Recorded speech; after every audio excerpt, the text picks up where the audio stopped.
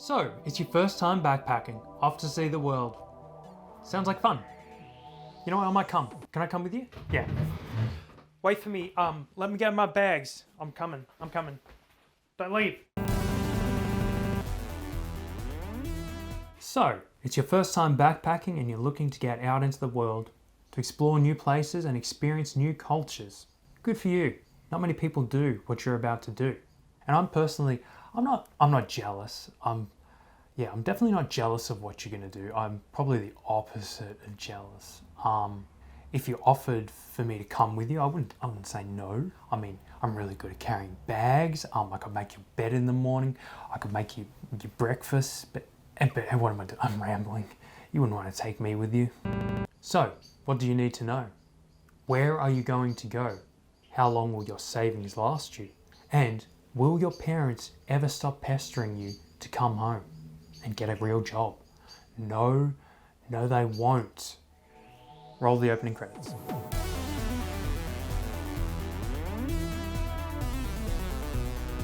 Backpacking is a lot of trial and error, and I'm here to save you a few trials. This video is for backpackers and travellers going on reasonably long trips. It's not so much for holiday makers staying at 5-star hotels with pools. This is for dirty backpackers who are staying in cheap accommodation, taking local buses and eating cheap food. So, what does a backpacker need most? A shower? Maybe.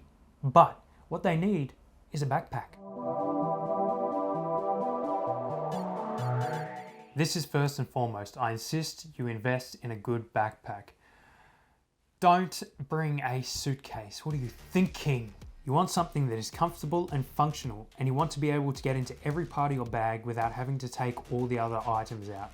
Make sure the backpack has support built in. You want the weight of the items in your bag to be evenly dispersed so that you don't get back pain.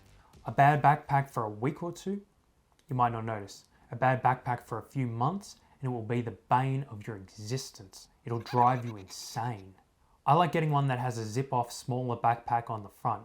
This way you can take it out for the day on day trips, and the big backpack can stay at the hostel or in a security room locked away safe while you're out enjoying yourself. You'll also want a separate bag for when taking transport. On aeroplanes, buses and trains, they might separate your big bag from your little bag. So it's best to hold your valuables in your smaller bag so you can have it on your lap where it's nice and safe. Now, do you need a sleeping bag? It really depends on the destination and the season and where you're staying. If you're camping and staying in humble abodes, you will definitely need a sleeping bag. Take a look at your itinerary and decide. Are you mostly staying in cities? What's the use of a sleeping bag then? Also, what time of year are you traveling? 3 months in a summer destination? You'll be sweltering in a sleeping bag anyhow. It is one more thing that you'll have to carry. The less weight on your back, the better. If your trip involves going on an irregular route to winter destinations, definitely take one. One night in the cold and you'll wish that you had it the 100 days before. I love you, I love you, I love you. I love you so much. Now, you're going to need a budget before you go overseas, and when you get there, you're going to need an easy way to access your money. You can, of course, go overseas without a budget. You probably won't be over for as long as you like, though. I love you, I love you, I love you. Budget. How do you determine a budget, and how do you know how much you need saved? Well, this will all depend on where you're going. $50 in North America is drastically different to $50 in Asia. You should firstly determine the big costs. Flights, belongings, travel insurance, tours.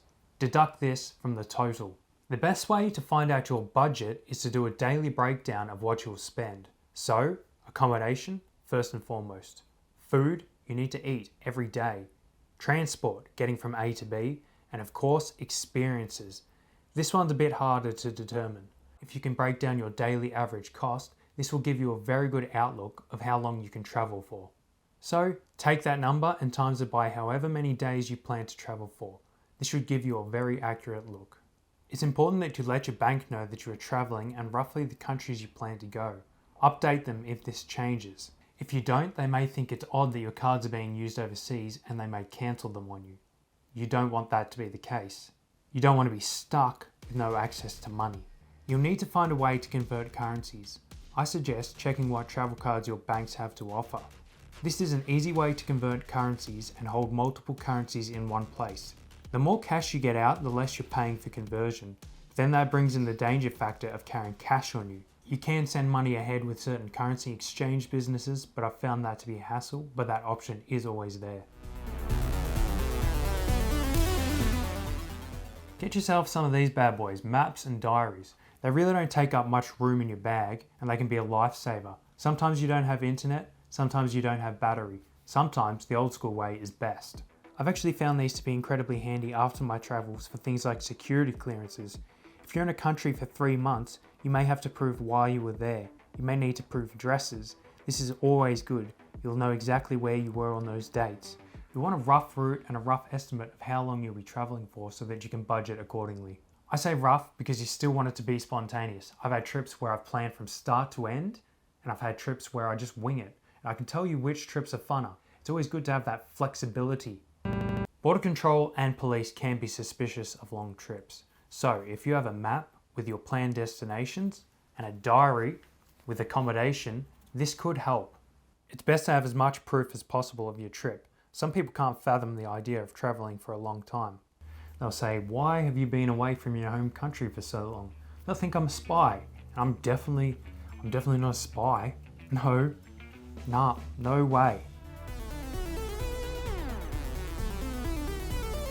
Firstly, get yourself one of these. Passport. Not an Australian one if you're not Australian. Make sure the expiry date on your passport has enough time left for the duration of your trip plus 6 months. Keep it in a good condition. Damaged passports can cause problems. Now, lots of countries require a visa upon entry to the country. This depends on which country you are from and which country you are planning to go. This is easy to find out. A simple search of their government embassy websites will tell you. This may be a physical hard copy or an electric one. This depends on the visa that you are applying for, how long you are planning to stay, or which passport you are choosing to use. You may even need a transit visa when passing through a country on a layover. Always check. It's unlikely to be the case, but some countries, due to ongoing conflicts, can have problems with other countries. So, even if you've been to the country that they dislike, you may be in trouble. Countries like Lebanon will not take kindly to you holding a passport that contains visas or stamps from Israel. You can be denied entry and you may even be subject to arrest. So a bit of research won't go astray.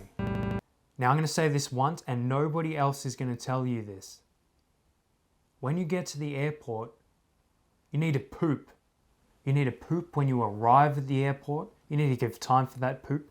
And you need to poop when you're on a layover. And you need to poop when you get there. You don't want to be farting on an aeroplane. You don't want to be on an aeroplane that smells like farts. And you don't want to be the one causing the farts. Not going to hear that anywhere else, are you? Remember, when you're flying to a country, they'll want you to have a ticket out of there. Otherwise, they'll question your reasons for being there. I book one for the duration that I'm allowed in a country. And if you think this is just developed countries that want you to get out, it's all countries. Once you arrive off the plane or any new place, you want to check that your accommodation is all good. You'll quickly want to rid yourself of your backpack, freshen up, maybe have a nap because traveling can be tiring, let me tell you. I use 3 accommodation apps when traveling. One for hostels, one for Airbnbs, and one for hotels. Hostels are great for the majority of destinations as you can find them anywhere pretty much. But there are some locations where there just isn't a hostel or they're super expensive because not many tourists go there. So you have to look around for options in that case. Airbnb is so good if you're traveling with others, and the more the better. This can be super cheap if divided by a few people. Always look at the fees though. There can be cleaning fees on top, which can set you back. The last option, hotels. It's always nice to stay in a hotel every once in a while if you've budgeted well, but they are drastically more expensive and should be the last option. When you're looking for a hostel, keep these in mind. Look for a bed with a light, a power plug, curtains, lockers that can be locked, rooms that can be locked, and a city central location. These are the best. The little luxuries will mean a lot when you're away from home for a long time. I find a lot of girls who haven't travelled think this. They think that there's not privacy in hostels. This can be the case if you pick a bad hostel, but there are always girls-only dorms available. Even as a grown man, I try to arrive before it gets dark. If you arrive after it gets dark, you never know what may happen. It's safer to arrive in the day You don't want to be walking a back street late at night that you don't know with a fork up your sleeve. If it's a long trip, it's better to leave early in the morning and arrive before dark. Arriving at night can be stressful. Also, one other reason, closing time. Check your accommodation's closing times. Some places shut early. Luckily, some hostels have 24-hour reception, so if you think you're going to arrive late, always check that. I'd suggest getting an international driver's permit too. They're cheap, even if you don't use it, it's good to have another form of identification, and you never know if you want to drive. Lastly, hitchhiking. Such a great way to meet people for the very last time. Always take note of the license plate and the description of the car and send a little message to yourself. Otherwise, just take the bus, or a train. What you gotta be hitchhiking for? What are you thinking? What do you need in your backpack? Well, you're gonna need clothes. Make sure you bring a bit of everything, especially if you're traveling for a long length of time that crosses seasons. I like to have thermals in my bag as they'll squish up into the corner of a backpack nicely. Who knows if you'll be in a desert where the hot day quickly turns into a bitterly cold night, if you go for a skinny dip in an icy lake while in a winter wonderland. Who's to know? Stock up on your underwear, you can never have enough. You don't want dirty underwear, same with socks. Hostels can have laundry facilities, so take advantage of them when and where you can. Also, don't forget one of these. These bags are a heaven sent, they stretch out so they'll take a week or more washing. Ready? This is how it'll go. You'll arrive in a new country. You'll find your accommodation. You'll start playing on your phone. Oh, what's that? The battery's a little low. Oh well. Better go find a cord, eh? Go to your bag, get a cord out. Yeah, now go find a wall. Oh, there's the plug. That looks different to back home. Oh, that's because it is different. Because you forgot one of these. A travel adapter. That's right. Universal travel adapters. I'm not getting paid for this. Make sure you've downloaded all the apps you need before you go. You want all the bases covered. When you head out, it's unlikely you'll have reception or data, so it's important to have a few of these. Unless you're psychic, don't travel without travel insurance. If there is a medical issue, or worse, death, you don't want to burden your family with that. Read the documents to make sure you're covered, especially in these times. I hate to say this, but being in trouble in a faraway country is a scary position to be in. Mummy's not going to save you. The most dangerous things in the world aren't aeroplane crashes or adventure activities, it's other people. Just be conscious to the fact people may try to take advantage of you. People will try to steal your stuff, it's as simple and sad as that. I'll be covering scams in another video soon to come, so make sure to subscribe. I don't care if she's on a pension. Money is money. You're a Nigerian prince, for God's sakes. Start acting like one. So get a padlock. You'll need this for your bag and your locker. Have a good lock. This is so important. It's good if you can get a bed with a power point nearby to leave your phone and camera charging on. If it's in your room, it's less likely someone will steal it. Remember, you're not above the law, and breaking laws in other countries can have serious consequences. If you're going to do something illegal overseas, I don't know what to tell you. You're a fool, maybe? Yes, if you're on a short trip, go to a restaurant every night of the week. But if you're on an extended journey, you're going to want to save your money, and food is a big cost at the end of the day. It's very rare that a hostel won't have a kitchen, so if you don't have the money to go to restaurants, you can always rely on supermarket food. But make sure you wash your food and drink bottled water. Watch how your food is being prepared, and if bottled water isn't available, boil your water. It's likely you're still going to get food poisoning even if you follow all the rules, so just take it easy. You know what's worse than a jab in the arm? Japanese encephalitis. Japanese encephalitis. Japanese encephalitis. You know what's worse than a jab in the arm? Japanese encephalitis. I'm not one for vaccinations. I once split my face open because I didn't take very well to a vaccination. But you're going to need vaccinations, unfortunately. Some countries are required to have vaccinations. Surprisingly, vaccination passports aren't anything new. Example, you'll need proof of a yellow fever vaccination if heading to South America. If you don't have it, you may not be allowed in or allowed to leave. There can be a toll to travelling alone for a long time. If you feel secluded and isolated, just go home. It's not worth your mental health. I've had times where I've been in an odd country where I've felt very alone. Maybe because of a language barrier, maybe because it's a bit odd and different, very far from home. If you're feeling down and alone, call home. If you call home and that makes you feel worse, call a friend. If you don't have a friend, call a hotline. If you don't like calling hotlines, call me. I'll answer. We best buds, me and you. I love you. I can't stress this enough. Make friends. Introverts love traveling just as much as extroverts. If you see someone in a common room sitting by themselves, they probably want you to talk to them, so go over and make their friend. The best times I've had is with strangers from across the globe who I didn't know earlier that day. If you're struggling to make friends, I suggest going on walking tours and pub crawls.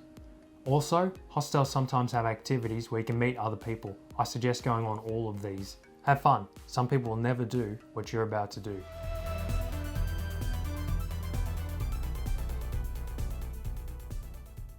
Don't take me with you. That is a stupid idea. I reverted to poop jokes. That's because you forgot your